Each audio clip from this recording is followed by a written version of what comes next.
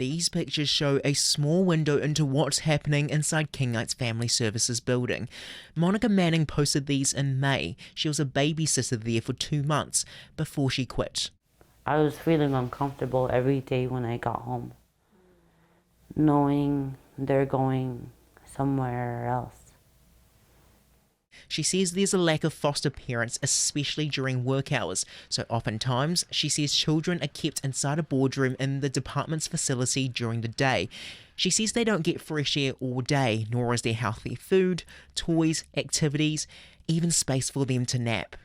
They did absolutely nothing. They watched one movie.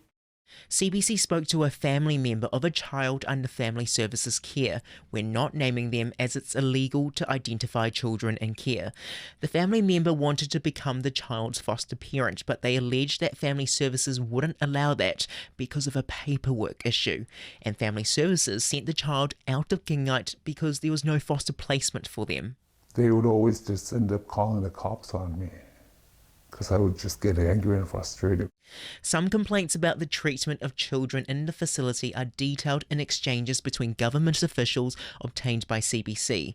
One letter states temporary measures were deployed shortly after Manning's post to, quote, stabilise the situation. This is a direct attack on these dedicated professionals and on the values we hold as Nunavut.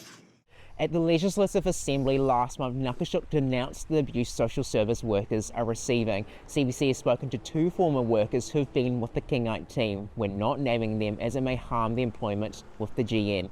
They're frustrated at the lack of support and supervisors in the community, and they say there's often crisis after crisis that results in burnout, people quitting, and cases not being followed through.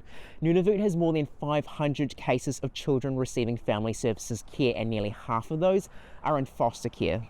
That's a staggering amount of young people. Jane Bates, the Territory's child and youth representative, says she saw firsthand the conditions in Kinngait last year and reported them to Family Services.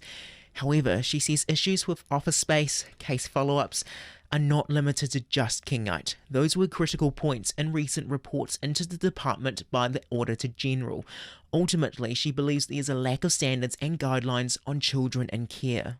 That's a major issue, because how can you expect consistent, ethical, equitable services to be delivered to children in care? Family Services has refused multiple requests for comment, pointing to confidentiality reasons and previous reports on the state of the department's operations. Samuel Watt, CBC News, Iqaluit.